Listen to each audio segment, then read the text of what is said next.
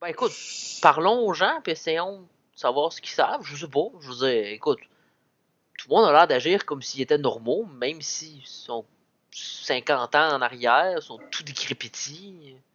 On peut peut-être essayer de trouver les personnes qui parlent dans le livre, s'ils sont là. Timmy. Ben, je débarque de mon lit imaginaire, puis garde les yeux ouverts pour Timmy. Jimmy?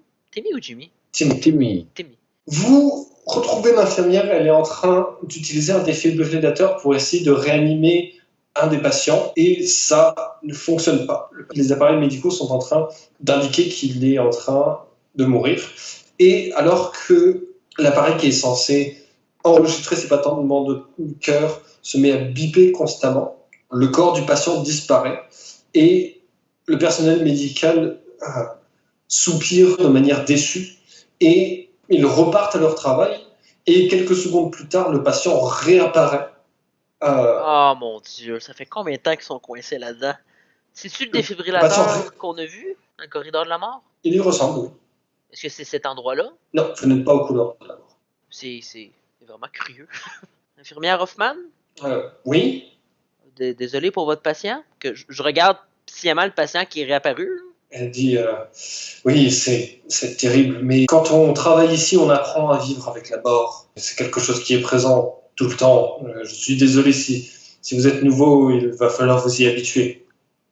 Non, c'est juste. Je regarde votre patient, il a l'air en forme, là. Elle te regarde, elle regarde le patient et elle dit je crois, non, la tuberculose a atteint son cerveau. Il va falloir qu'on passe aux électrochocs pour essayer de le traiter.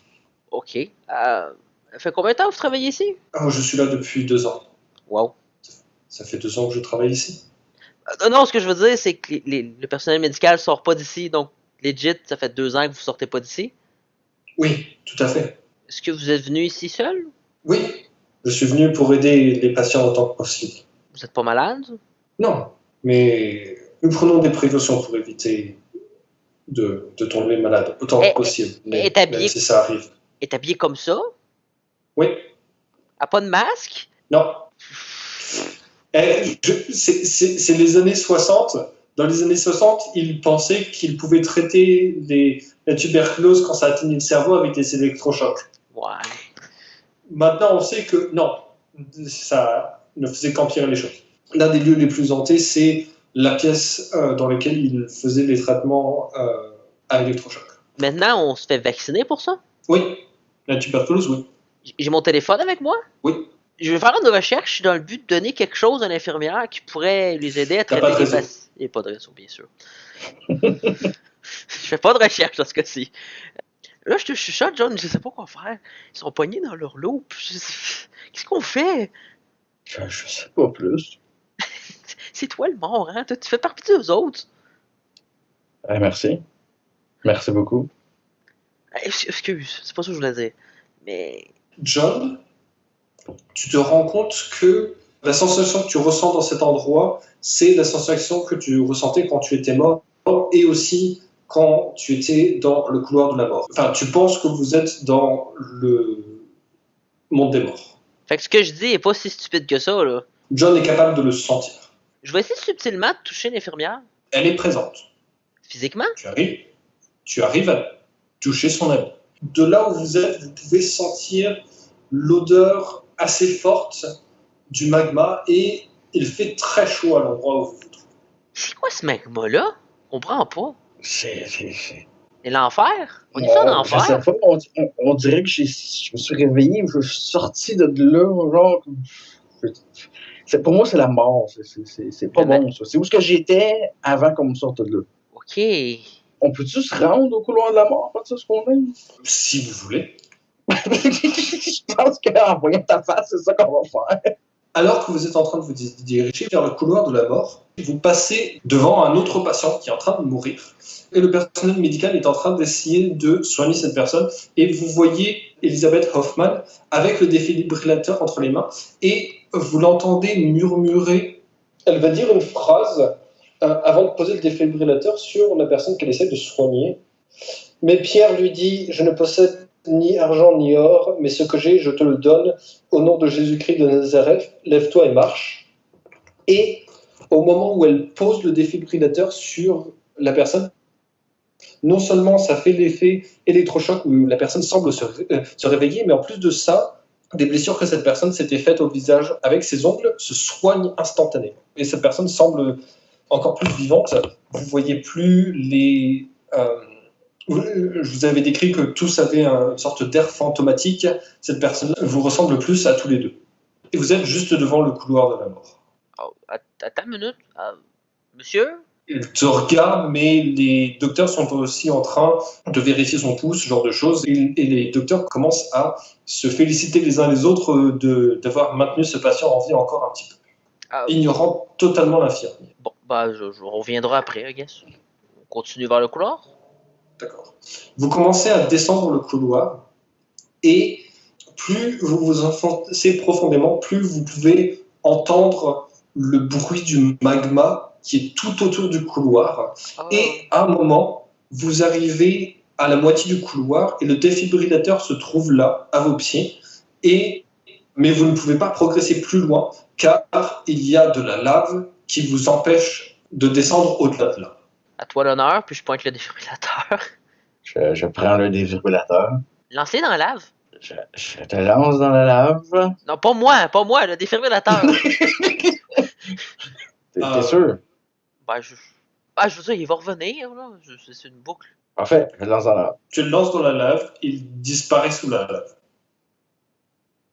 Je regarde autour. Il va revenir? Oh, il va revenir. Bon. Peut-être demain? Ouais, quand ils vont recycler la journée, je présume. Ouais. Okay. Mais là, c'est mignon tout ça, là, mais on n'est jamais ici, là. Je peux te pitcher dans la lave. Attends, je filme le défibrillateur. Très chaud.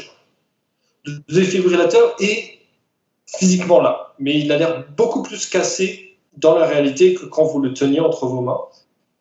Et il revient de manière visible, il réapparaît. Bon, tu vois, je te l'avais dit. Ah, t'aimes bien? Bon, combien de temps ça a pris? Ça a pris 2 minutes. Puis si on part avec dans l'hôpital, il va se passer quoi? Part avec, je vais regarder s'il réapparaît ici. Je me retourne à l'infirmière avec le défibrillateur. Quand tu arrives devant l'infirmière, le défibrillateur qu'elle tenait entre les mains semble disparaître. Et elle le regarde de manière confuse et elle dit est-ce que vous pouvez me prendre ça, s'il vous plaît? Bon, bien sûr. Elle le prend et elle va s'en servir sur un autre patient. Le monde meurt vraiment vite. Est-ce qu'il réapparaît? Non. Moi, je le suis. OK. Moi, je surveille le placement du défibrillateur. T'as dit tout le monde célèbre, à part elle est ignorée, genre? T'as dit tous les médecins célèbres, puis l'infirmière est ignorée? Ils se félicitent les uns les autres d'avoir sauvé le patient et elle a été ignorée pendant ce temps-là. C'est ça, elle n'a pas été félicitée ou rien. Non. Puis là, elle a continué à travailler. Les autres, ils se remettent à travailler, mais ils prennent des pauses, ils discutent les uns avec les autres. Elle a l'air d'être farouchement en train d'essayer de soigner les gens. Elle ne s'arrête pas d'essayer de soigner ses patients. On va la féliciter pour son bon travail. Comment est-ce que tu lui dis ça? Infirmière fan, bon travail d'avoir sauvé le patient comme ça. Continuez ça. Vous êtes le cœur de cet hôpital. Merci beaucoup, mais je n'ai pas autant de mérite que cela. C'est grâce au docteur que nous arrivons à les sauver. Et puis, moi, j'ai juste un don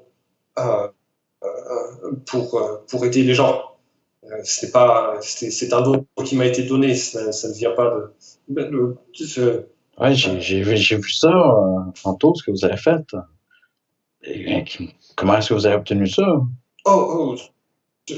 C'était juste une prière. C'est tout. Ce n'est rien. Vous parlez d'un don? Oui, comme un talent. Elle a l'air gênée par la série de questions que tu es en train de lui poser. J'ai mal compris. Je pensais que tu parlais d'un don comme un pouvoir. Là. Le défibrillateur est encore là, parce que au début, c'était pour ça que j'étais venu. Tu en as détourné le regard alors qu'elle l'avait posé sur une table et il n'y est plus. Bon, moi, il apparaît. Je me retourne d'abord. Moi, il apparaît-tu à ce moment-là? Oui. Bon, Je me retourne là-bas. Quand je te vois arriver, je te dis, il est là, qui est revenu. Ah oui. Ben, j'ai fait ce que tu as dit. Je prends le défibrillateur. T'es mort, toi? Ouais, tu me fais long.